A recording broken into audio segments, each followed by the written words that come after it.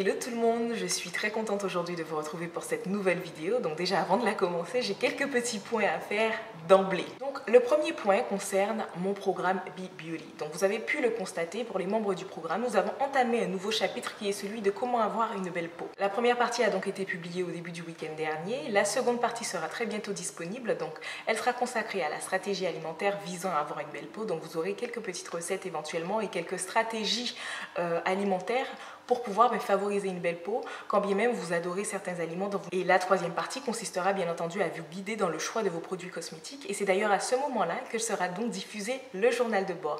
Et nous en venons au point, à la bonne nouvelle que je voulais vous annoncer. Le journal de bord, en ce moment, je suis en train de le concevoir avec une infirmière spécialisée en plantes médicinales. Elle se charge donc de réunir toutes les plantes pour vous faire une bonne détox cutanée, notamment une bonne détox tout court. Et bien entendu, ce journal ne ciblera pas uniquement la peau du visage, mais la peau dans son ensemble. Il y a également un programme thé-détox qui sera donc établi afin de pouvoir vous donner un aperçu de comment prendre votre thé, combien de fois dans la journée, à quel moment de la journée. Il y aura également un petit planning alimentaire avec quelques idées recettes en phase avec l'objectif qui est celui d'avoir une belle peau. Alors ce nouveau challenge, vous avez le choix de le commencer dès à présent, dès la sortie de la première partie. Pour certains, vous avez déjà commencé la cure du jus vert et pour d'autres, vous pourrez éventuellement commencer ce challenge à la sortie du journal de bord qui va de toute façon réunir tout ce qu'il faut, tout ce dont il est bon de savoir quand on veut entamer une détox cutanée et notamment aller vers le chemin d'une peau en santé. Donc en tant que membre du programme, vous avez déjà pu constater en tout cas tous les moyens que j'essaye de mettre en place pour pouvoir en tout cas favoriser, vous donner un maximum d'informations pour tenter de remédier à vos problématiques. Donc je compte sur vous bien entendu, sur votre régularité afin d'avoir des résultats probants à la fin. Deuxième point que je voulais aborder, alors pour tous les nouveaux qui débarquent sur ma chaîne, qui ne connaissent pas apparemment ma ligne éditoriale et qui font souvent preuve d'agressivité en commentaire par rapport au contenu de ma chaîne. Alors sachez déjà que la majorité des sujets qui sont exploités sur cette chaîne ont été votés par la communauté et certains même ont été suggérés par la communauté de cette chaîne, bien entendu. Dès lors où le sujet rentre dans mes cordes, dans ce que je sais faire, eh bien je le traite avec plaisir. Mon but est toujours le même en fait, informer et orienter les gens vers de bons choix en matière de produits cosmétiques, même de produits de compléments alimentaires ou autres, tout ce qui vise en tout cas à leur faire du bien. Les informations que je vous transmets, bien entendu, je ne les ai pas inventées, d'accord? Donc ce sont des faits. Il ne sert à rien de venir faire preuve d'agressivité dans les commentaires pour me reprocher quoi que ce soit, notamment mon esprit critique que je ne compte pas changer, puisque en effet, un produit cosmétique ou même une marque pour moi, c'est ni mon père ni ma mère. Bref, je pense que vous avez compris où je voulais en venir. Je ne suis pas là pour donner de l'amour à un produit cosmétique. Si je dois donner de l'amour, de l'affection à quelqu'un, c'est à un être humain, d'accord? Donc en aucun cas je viendrai cracher sur un humain pour un produit cosmétique. Pour ma part, j'ai largement dépassé le stade de la groupie de service qui est en phase découverte de vidéos, de tutos sur YouTube. N'attendez pas de moi que je m'extasie devant tout et n'importe quoi, c'est pas ici que vous allez trouver ça. Bon, maintenant que ceci est dit, on va pouvoir poursuivre avec ceux en tout cas qui veulent apprendre, avec ceux qui veulent améliorer leur consommation au quotidien. Alors, vous n'avez pas voté pour ce sujet en majorité, mais vous étiez, à ma grande surprise, assez nombreux, en tout cas, par curiosité probablement, à vouloir savoir qu'est-ce qui se cache derrière les produits de Taraji P. Henson. Alors, pour ceux qui ne connaissent pas Taraji P. Henson, ce qui m'étonnerait un petit peu, donc c'est une actrice, chanteuse et auteure. Donc ça, c'est la bonne vieille version classique de Wiki. Elle a joué dans pas mal de films comme Baby Boy, Think Like a Man, dans bien d'autres films et séries, mais elle est venue appuyer son succès, notamment avec son célèbre rôle Cookie Lion dans la série Empire. Donc très appréciée auprès des téléspectateurs, elle a également créé en outre son rôle une sorte de proximité avec ses fans comme on en voit rarement. À l'annonce de la sortie de ses produits capillaires, ses fans étaient déjà tous prêts, en tout cas à dégainer leur carte de crédit pour faire partie des premiers à avoir dans leur salle de bain les produits de la très aimée Cookie. Déjà, avant même leur mise en vente, il y avait déjà cette hâte de pouvoir les avoir.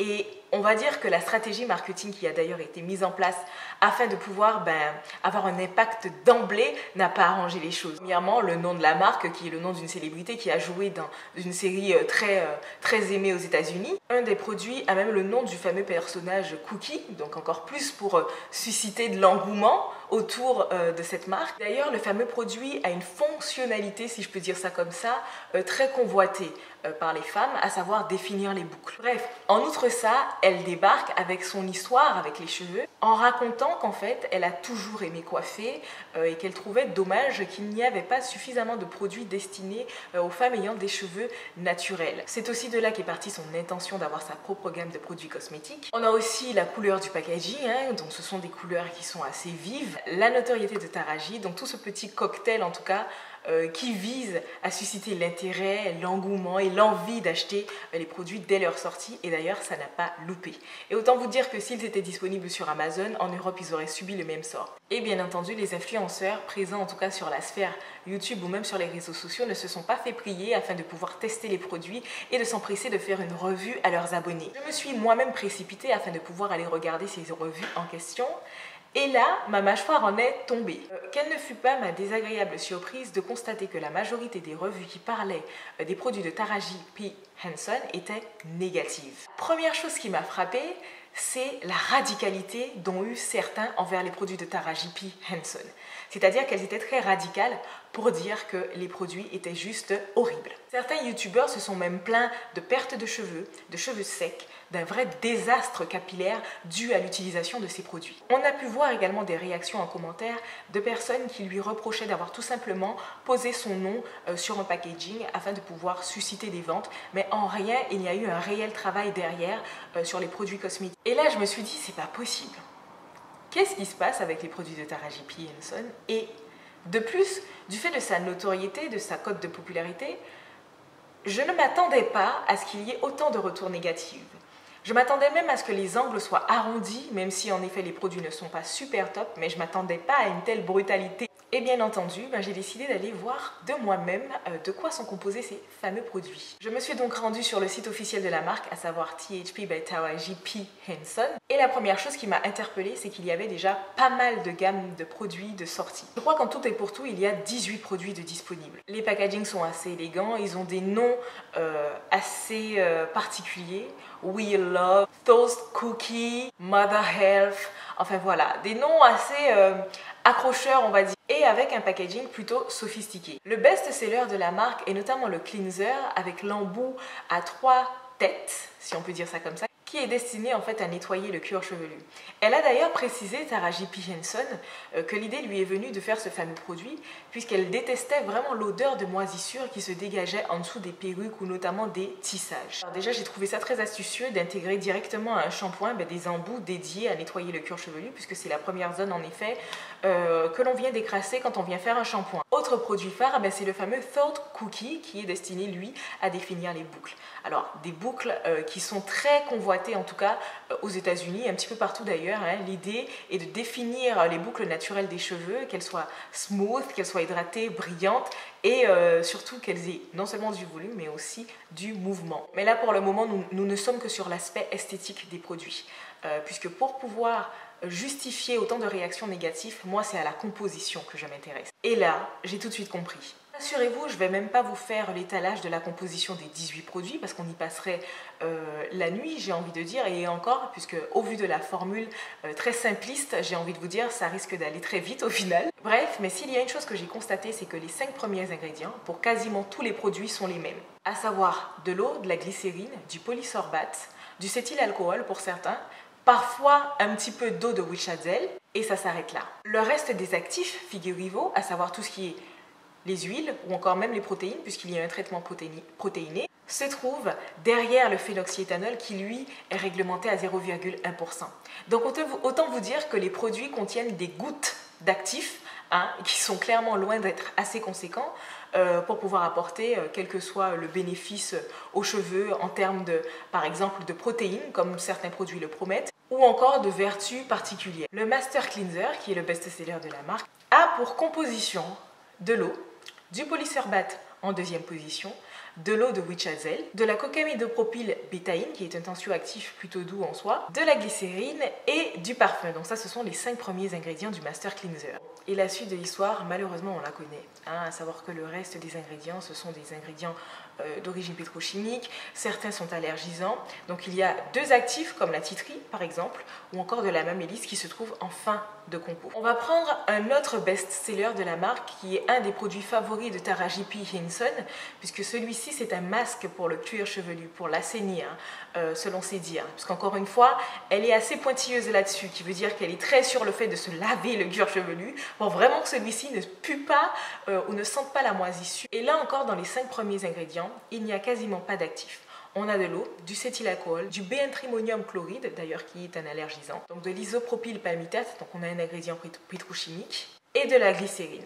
Voilà de quoi est majoritairement composé ce produit. Et pour ce qui est du reste de la composition, donc on a des quats, des agents pétrochimiques. Et en fin de compo, on a quelques actifs comme par exemple du beurre de karité, jus d'aloe vera ou encore de l'huile d'avocat. On va prendre pour autre exemple le Wheel Love qui est supposé être un traitement à base de protéines. Et bien figurez-vous que les 5 premiers ingrédients ressemblent très portrait au premier produit que je viens de vous présenter. Comme protéines, on a donc de l'hydrolyzed soy protéine, donc on a bien des protéines hydrolysées, sauf que celle-ci se retrouve en très infime quantité dans la liste de la composition puisqu'elle se trouve juste après le phénoxyéthanol qui, je le rappelle, est autorisé à une très petite quantité dans les produits cosmétiques. Alors, le phénoxyéthanol, ce qu'il faut savoir et pourquoi il me sert en tout cas d'indicateur, c'est qu'il est autorisé à être classé parmi tous les autres ingrédients à moins de 1% en désordre.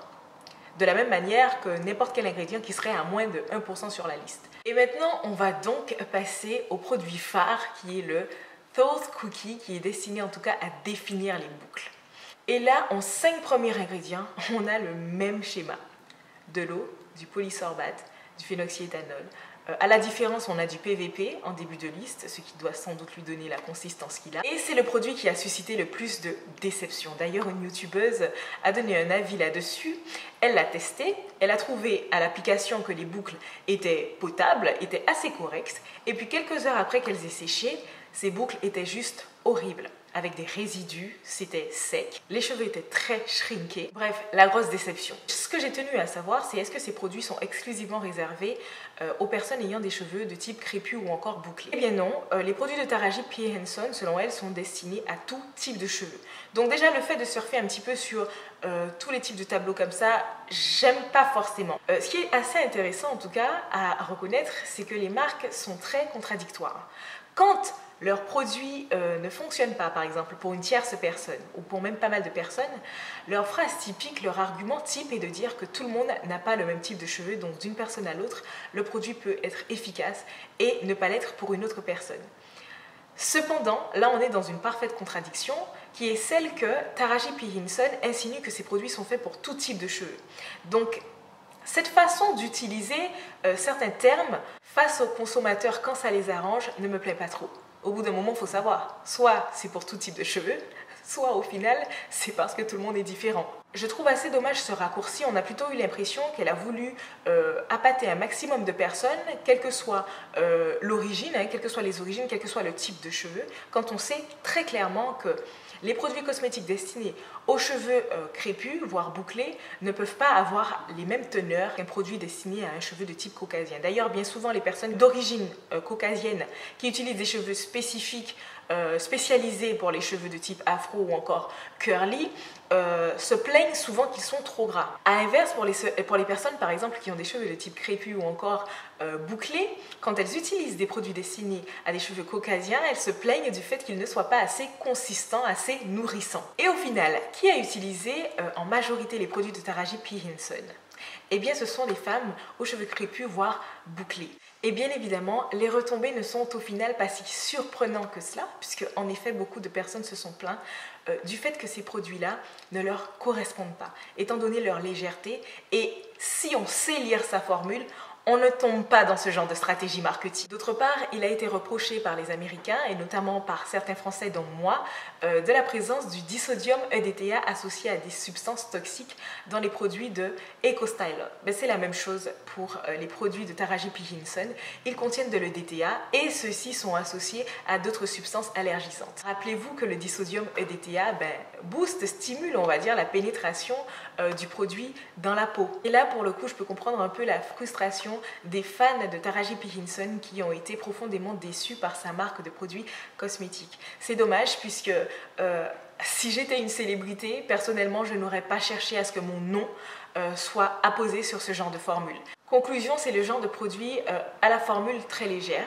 Ce qui est dommage, c'est que là, elle a vraiment déçu sur un point qui est essentiel pour les Américaines. C'est-à-dire que les Américaines, il ne faut pas jouer avec leurs boucles. Si tu arrives avec un produit qui leur fait des promesses, qui est celle d'avoir des boucles, il y a plutôt intérêt que leur produit leur donne des boucles. Ce qui d'ailleurs justifie le prix très attractif de ces produits. Parce que ces produits se trouvent entre une fourchette de prix entre 8,99$ et 15$ maximum. Alors, on aurait pu se dire « Waouh, vraiment, elle nous propose des produits de qualité et en plus avec des tarifs abordables. » Mais en fait, non. Étant donné que ces produits contiennent des infimes teneurs en actifs, donc ce n'est pas plus étonnant au final qu'ils soient à ce tarif-là. Donc il ne faut pas non plus s'attendre à des produits haut de gamme de très haute qualité. On remarque également une évolution chez les Américaines en matière de consommation de produits cosmétiques, surtout quand il s'agit de leurs cheveux. Elles sont devenues très exigeantes et la célébrité ou la notoriété ne les empêche plus de dire, en tout cas, ce qu'elles pensent de façon très honnête. Bref, j'espère en tout cas que cette vidéo vous aura plu. N'hésitez pas à mettre vos avis en commentaire. Si vous êtes particulièrement intéressé par des marques cosmétiques venant de célébrités ou pas du tout. Sinon, moi je vous dis à très bientôt pour une prochaine vidéo. Bye bye!